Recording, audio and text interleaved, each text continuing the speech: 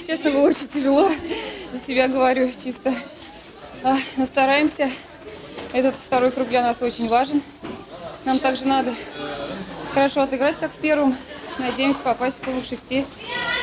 Следующая команда «Росхимик». Будет все тяжелее. У нас еще час, будем готовиться. Надеюсь, победим их тоже. А тяжело, говоришь, физически? Физически, да. Потому что тренировок пока нет. Кто как может, так тренируется. В целом, как между вот этими турами время проводили? Если честно, я вообще чистила лед на улице и каталась потом. Это единственный был выход. Подготовка единственная, которая была. Больше нет возможности, льда нет кататься. Сейчас вот по этой игре чувствуется недостача, да, вот этих тренировок? Да, очень чувствуется. Очень вообще. Сил нет, быстро все, ноги стекают, все стекает. Короче, надо тренироваться, чтобы играть нормально. За счет чего победить так крупно удалось? Ну, команда тоже помогает. Если команда играет все. Вот, один человек ничего не решит.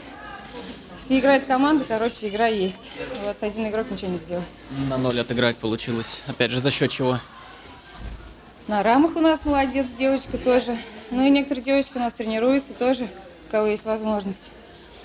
Вот. Союз успешно первый тур провел, и, в принципе, есть шансы, да, вот в эту шестерку как раз попасть. Это эмоционально сказывается? Ну да, конечно.